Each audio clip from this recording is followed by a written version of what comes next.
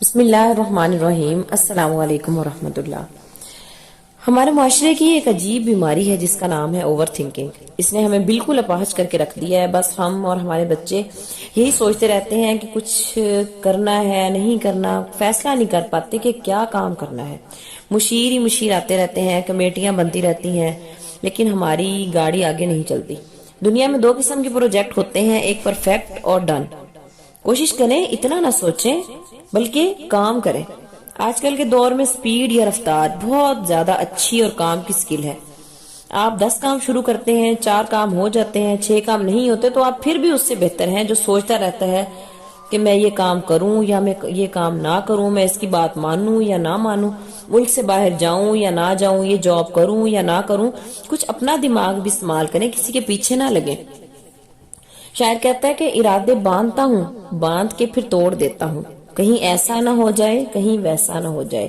جو بھی سیریس کام ہم زندگی میں کرتے ہیں اس میں کوئی ایگزٹ اسٹریٹجی نہیں ہوتی بلکہ کود جاتے ہیں۔ اس میں جب بھی ہم کوئی سیریس کام کرتے ہیں اس میں کمٹمنٹ اسٹریٹجی ہوتی ہے، لیکن ہم نے اوور تھنکنگ کر کر کے اپنے آپ کو ضائع کیا ہوا ہے۔ اگر ہمیں کوئی کہہ دیتا ہے نا کہ 15,000 کی انٹرنشپ ہے آپ کر لیں، تو ہم کہیں گے 15,000 اس میں تو ہمارا کبھی گزارا نہیں ہو سکتا۔ ہم 5 سال فارغ رہنا پسند کریں گے لیکن 15,000 کی انٹرنشپ نہیں کریں گے۔ اور جو 15,000 کی انٹرنشپ کر رہا ہے وہ کسی وقت 5 سال کے بعد اس کمپنی کا سی ای او بن کے بیٹھا ہوگا، لیکن ہم اپنا وہ وقت صرف اسی فیصلے میں ضائع کر دیں گے کہ یہ تو ہمارے لیے یہ جاب ٹھیک نہیں ہے، یہ انٹرنشپ ہمارے لیے ٹھیک نہیں ہے، ہمیں کرنی چاہیے یا نہیں کرنی چاہیے۔ تو کوئی بھی کام اگر کرنا ہے تو اس میں اوور تھنکنگ نہیں کرنی بلکہ 2 کام کرنے ہیں۔ جب بھی فیصلہ کرنے میں کوئی مسئلہ ہو رہا ہو تو استشارہ اور استخارہ 2 کام کریں۔ مشورہ کس سے کرنا ہے؟ مشورہ اس سے کریں جو صاحب الرائے ہو، صاحب حال ہو، آپ کی سچویشن کو سمجھتا ہو، آپ کے حالات کو سمجھتا ہو، جو آپ کے ساتھ مخلص ہو۔ اور دوسرا کام استخارہ ہے۔ 2 نفل پڑھیں، استخارے کی دعا پڑھیں، اللہم انی استخیرک بعلمک واستقدرک بقدرتک۔ یہ دعا ہے، اگر یہ نہیں پڑھ سکتے تو آپ اللہم خرلی واخترلی، بس اتنی سی جو ہے وہ دعا پڑھیں اور اللہ سے کہیں کہ سمجھ ہی نہیں آ رہا کہ میں اس مسئلے کا کیا کروں، اس کا فیصلہ کیسے کروں، آپ اس مسئلے کا حل بتائیں۔ تو پھر جو قدرت آپ کے لیے چوز کرے آپ اس میں کود جائیں، آپ اس میں محنت کریں۔ اور اکثر ایسا ہوتا ہے کہ قدرت کا بھی ایک عجیب سسٹم ہے، وہ شر میں خیر اور خیر میں سے شر نکال دیتی ہے۔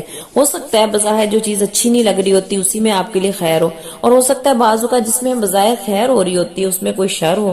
تو اس لیے بہت زیادہ سوچنا چھوڑ دیں، کام کو شروع کریں، دیکھیں کہ آج کا دن ہم نے کیا سیکھا ہے، آج کے دن ہم نے کیا کیا۔ یہ سوچ لیں کہ ہم نے اس مہینے 5,000 کمانا ہے، اور اس کے بعد وہ 5,000 آپ کو مزدوری کریں، آپ جو ہے وہ کوئی بھی آن لائن سروس کریں، آن لائن سکل کو بیچیں، جو بھی کریں، اس طرح سے ایک ٹیوشن پڑھائیں، لیکن آپ یہ سوچ لیں کہ ہم نے 5,000 کمانا ہے۔ پھر اپنا ٹارگٹ رکھیں کہ ہم نے 15,000 کمانا ہے، پھر ٹارگٹ رکھیں کہ ہم نے 50,000 کمانا ہے۔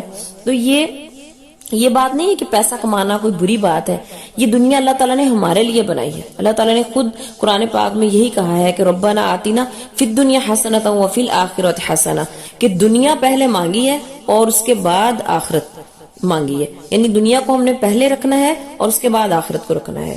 اگر ہماری دنیا ٹھیک ہوگی تو ہماری آخرت بھی ٹھیک ہوگی۔ تو پیسہ کمانا کوئی عیب نہیں ہے، پیسہ تو آج کی بڑی ضرورت ہے۔ ہمارے معاشرے میں اچھی گاڑی، اچھا گھر، اچھی گھڑی دیکھ کر عزت دی جاتی ہے، اور اگر اپنے سروائیول کے لیے پیسہ نہیں ہے تو دین بھی ہمارا کسی ٹھکانے میں نہیں رہتا۔ ظاہر ہے پیٹ میں روٹی نہ ہو تو نماز پڑھنے میں بھی کوئی مزہ نہیں آتا۔ یہ ساری باتیں بہت کڑوی ہیں، اور لیکن یہ کہ کسی نہ کسی دن کسی نہ کسی کو ضرور سمجھ میں آ جائیں گی۔ آپ کی دعاؤں کی طلبگار۔ وآخر دعوانا ان الحمدللہ رب العالمین۔